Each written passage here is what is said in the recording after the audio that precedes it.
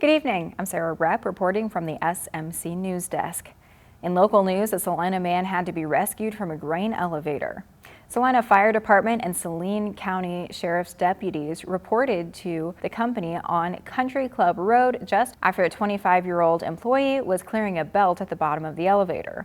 A clog had occurred and the tool the man was using got caught in the belt, sucking him into the feeder where soybeans were pouring in.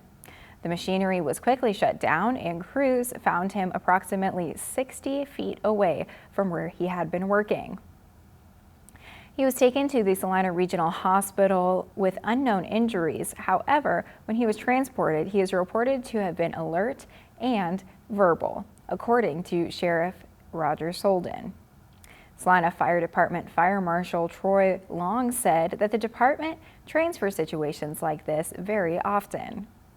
With high winds and dry weather conditions continuing, the Saline County Sheriff's Office and rural fire districts have been staying on their toes. Responding to 4 fires within 7 hours on Thursday, Rural Fire District Number 1 was sent just before 10 a.m. to South Amos Road, where a resident with a burning permit was burning some brush. However, the wind caused the fire to spread into a neighbor's property. Thankfully, there was no serious damage.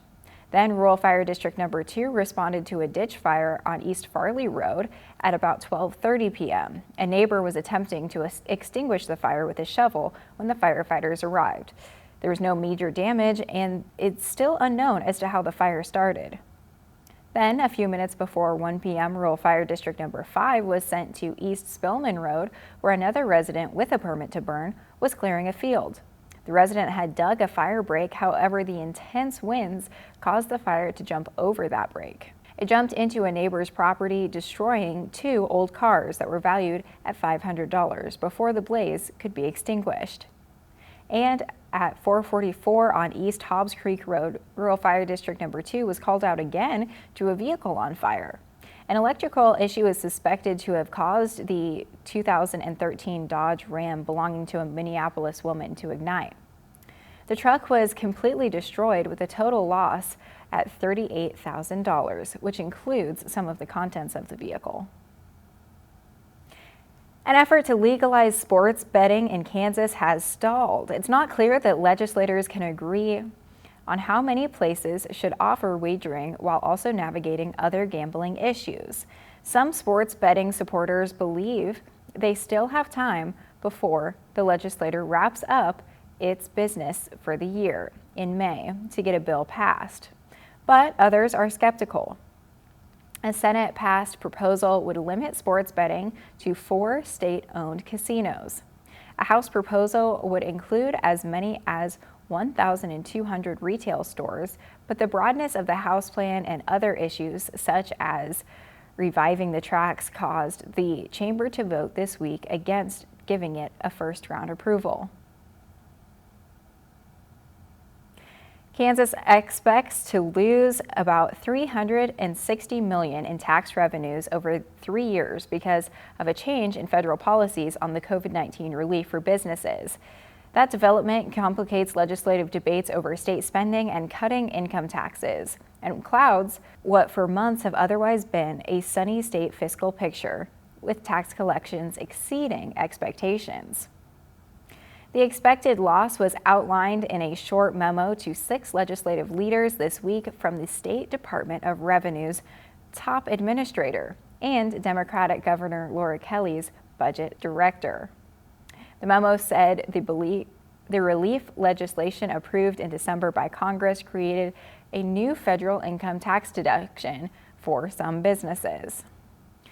A 51-year-old Topeka man is facing charges after a crash that killed a 7-month-old baby and injured 3 other adults. Police say they arrested the man and booked him into the Shawnee County Jail just after the crash on Tuesday at a Topeka intersection.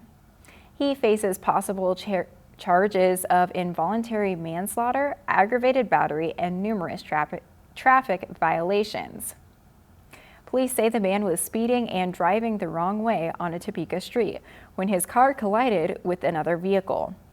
That vehicle was containing the child and 3 other adults.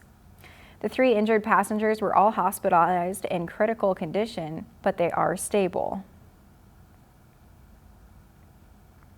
Wichita police say 2 teenagers who were street racing were arrested after a 9-year-old boy was seriously hurt during the race. Witnesses reported seeing 2 trucks racing on Wednesday evening in South Wichita. Police say one of the trucks hit the 9-year-old, who was hospitalized with serious injuries that were not considered to be life-threatening. The drivers fled but were apprehended. One of the drivers, a 16-year-old, was booked into the juvenile detention, while the other driver, a 17-year-old, was arrested. The incident came less than 2 weeks after an 18-year-old was killed while street racing in East Wichita. Wichita police weren't laughing after a woman told her daughter that she had been shot as an April Fool's Day joke. Police Lieutenant Ronald Hunt said that the woman called her daughter early on Thursday. She said she had been shot and then hung up. Hunt says that between 15 and 20 officers, as well as fire officials and emergency responders, went to the family's home after the daughter had called 911. When no one responded, the officers, wearing shields and with weapons drawn, broke down the door. They found no one at home. The woman, a 58-year-old, was arrested on Thursday on suspicion of unlawful request for emergency service assistance. Now for a look at our 3-day weather forecast. Tonight will be mostly clear with a low around 46 degrees, breezy with a south wind gust as high as 32 miles per hour.